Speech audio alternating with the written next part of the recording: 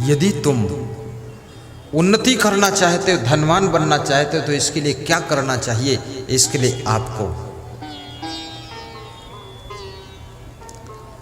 6 काम करना पड़ेगा।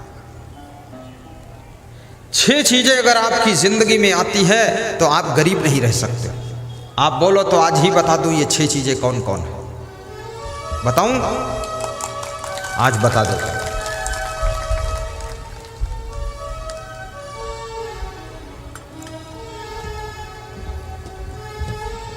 ये 6 चीजें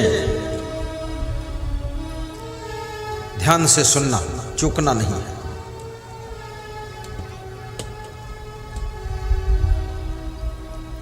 नंबर 1,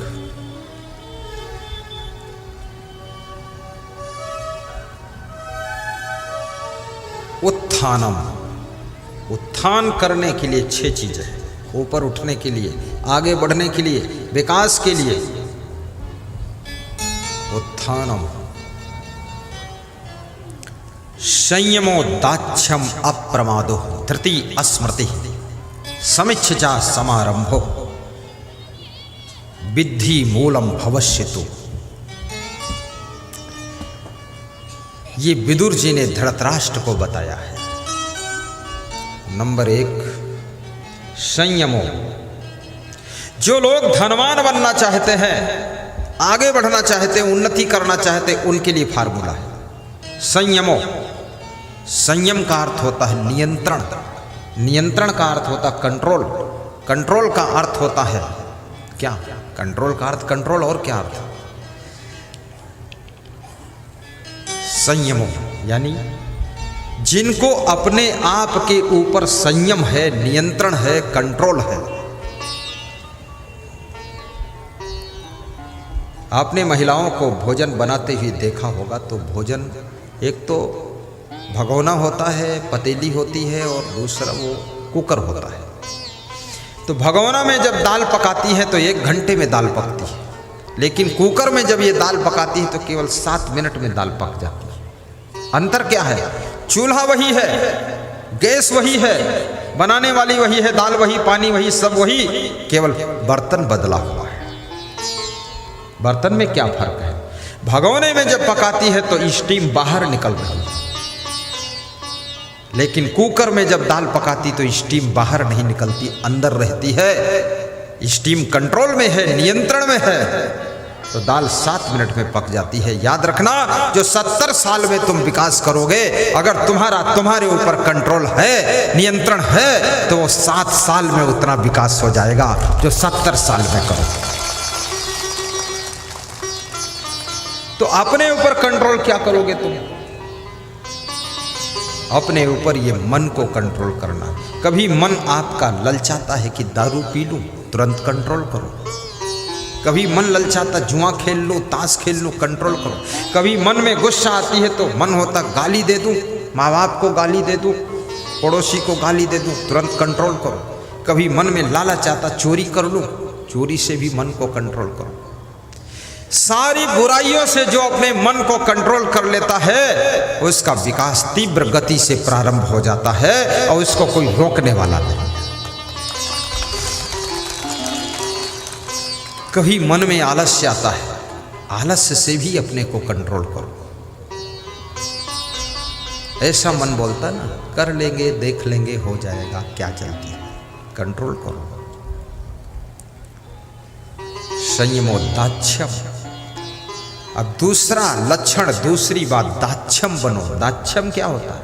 दाक्ष्यम माने दक्ष होना। दक्ष माने पारंगत होना, पारंगत माने प्रवीण होना, प्रवीण होना मतलब कुशल होना, कुशल होना मतलब मर्मज्ञ होना, मर्मज्ञ होना मतलब स्पेशलिस्ट होना, स्पेशलिस्ट मतलब विशेषज्ञ होना।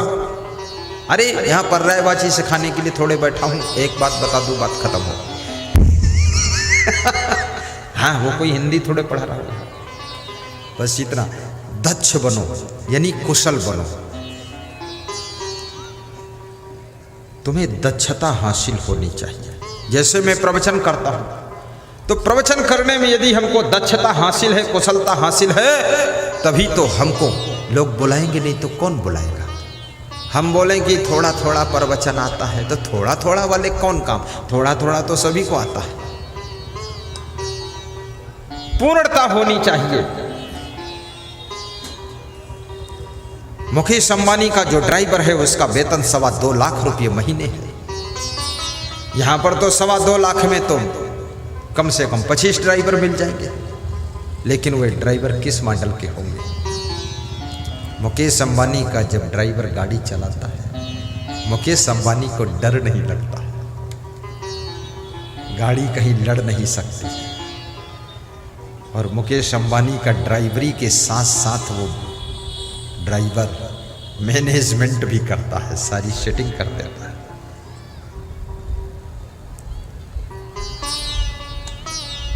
और ये ऐसे ऐसे ड्राइवर जब ब्रेक मारते हैं तो सवारी आगे गिर जाती है, और गियर बदलते हैं, स्पीड पकड़ते हैं, एक्सीलेटर दबाते हैं तो सवारियां सब पीछे लुढ़क जाती है। और ड्राइवर से कहते कैसे चला रहे हो, तो बोलता तो खुद चला लो, मैं नहीं चलाता। ड्राइवर की क्वालिटी गिर गई।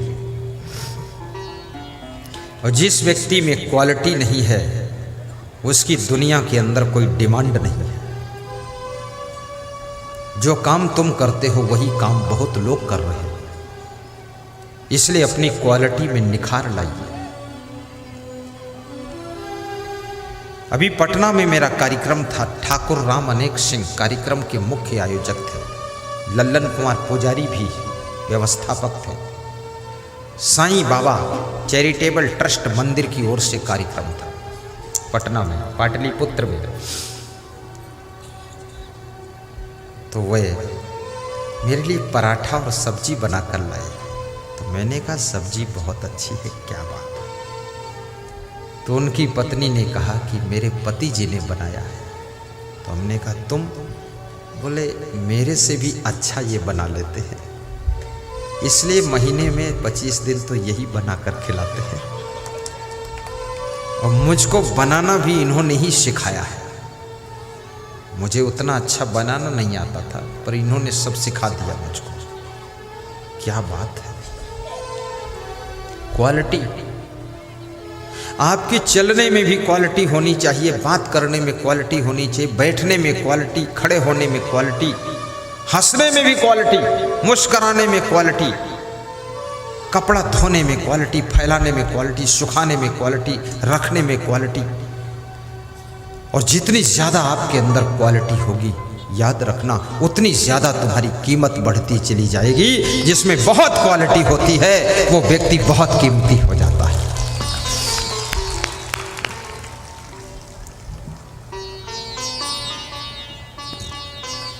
सासू को भी अपनी क्वालिटी में विकास करना चाहिए,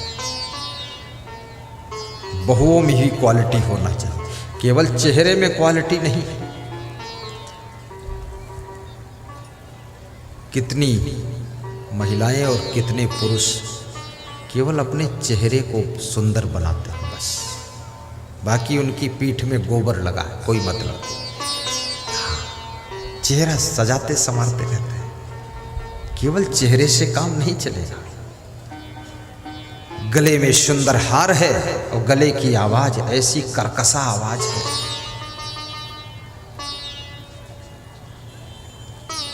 गले की शोभा केवल सोने के हार से नहीं है, गले की शोभा तुम्हारी मधुर वाणी से है।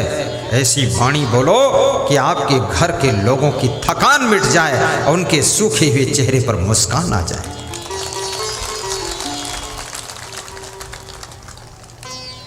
राजस्थान में बहुत से पुरुष लोग भी चैन पहनते हैं, और इतनी मोटी चैन, 250-250 ग्राम की चैन, 400 ग्राम की चैन। तो मैंने कहा ये 400 ग्राम की चैन? अरे बोले मेरी वाइफ 100 ग्राम की पहने थी। मैंने कहा अरे तू क्या पहनेगी, मैं ऐसी चैन पहनूंगा तेरे पीछे छोड़ दूंगा। 400 ग्राम की चैन। सोने चांदी की चैन पहनना बुरा नहीं है, पहन सकते हो, लेकिन याद रखना ये सोने चांदी की चैन तुम्हारी जिंदगी में चैन नहीं ला सकती है। जब आपकी वाणी सुधर जाएगी, स्वभाव सुधर जाएगा और मधुरता आ जाएगी, तो आपकी जिंदगी में चैन आ जाएगी। जो कि सोने की चैन से भी चैन नहीं मिलती है, वो आपके सुधार से चैन आएगी। इसलिए अपने घरों में सोने चांदी के जेवरों के लिए विवाद मत करो। सोने के गहनों को बेच करके लोहे की कार ले आइए और उसमें बैठ कर चलिए। सोने चांदी को तुम लाद कर चलोगी और लोहे की कार तुमको लाद कर चलेगी, फायदा है। और नारी का सबसे बड़ा आभूषण पति की प्रसन्नता है और पुरुष की सबसे बड़ी महिमा पत्नी को संतुष्ट रखना, खुश रखना। याद रखना, जितने लोग तुम्हारे आश्रय में रहते हैं उनकी व्यवस्था बिगड़ने न पाए। दाक्षम, कुशल बनो, मर्मज्ञ बनो। अप्रमादो, तीसरा लक्षण अप्रमादो, जिनके पास में बिल्कुल लापरवाही नहीं है, तत्काल काम करने की आदत है, वे लोग कभी गरीब नहीं बनते हैं।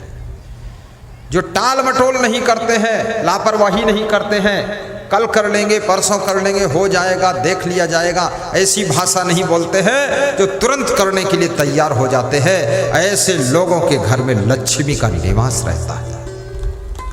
इसलिए आलस्य को दूर करिए।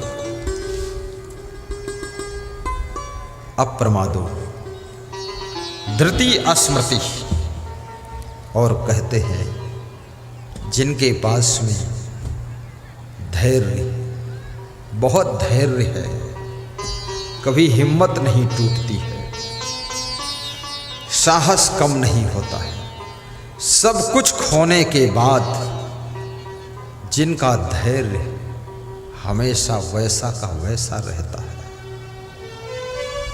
याद रखना,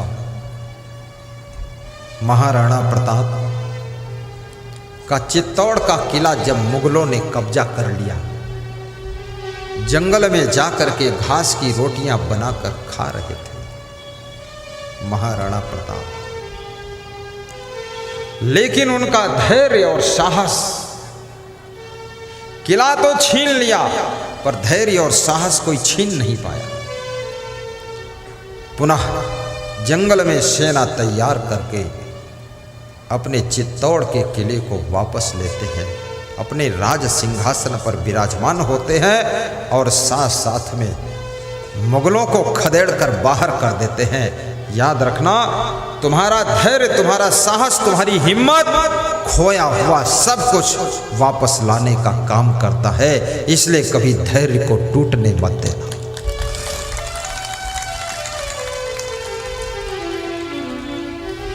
और धैर्य की परीक्षा कब होती है? जब तुम विपत्ति में होते हो। सामान्य परिस्थिति में तो सभी धैर्यवान दिख रहे हैं, सभी वीर हैं, सभी साहसी, लेकिन आपत्ति काल में जब तुम्हारा धैर्य टूटने ना पाए, तब समझ लो तुम्हारे पास धीरज है। धीरज धर्म मित्र अरुणारी, आपत्ति काल परखिए चारि।